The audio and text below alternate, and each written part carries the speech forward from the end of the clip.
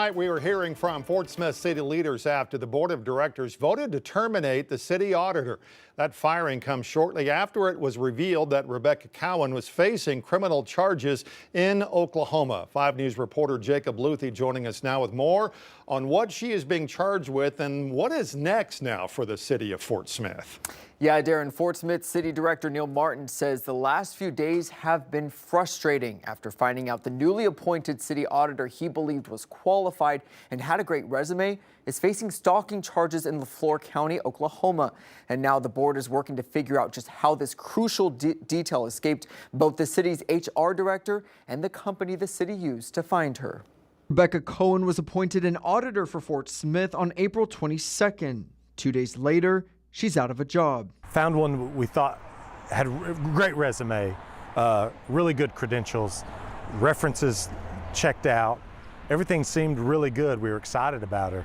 And then kind of all went downhill. Court records say Cowan faces a stalking charge in Leflore County. In a probable cause affidavit, Cowan's ex-husband alleges Cowan zip-tied an AirTag under his truck.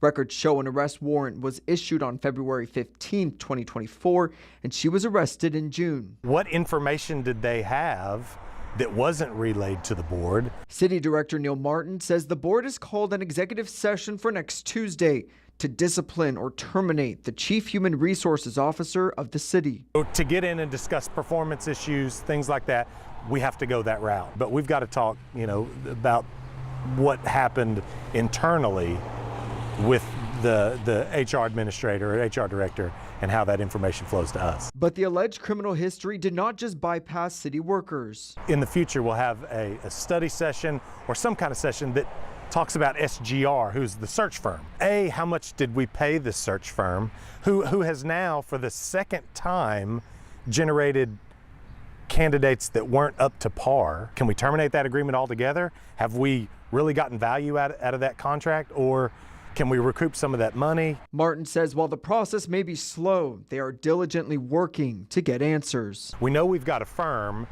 we know we've got internal HR. We want to make sure that we have our ducks in a row as to who knew what, when, how, and then make decisions accordingly.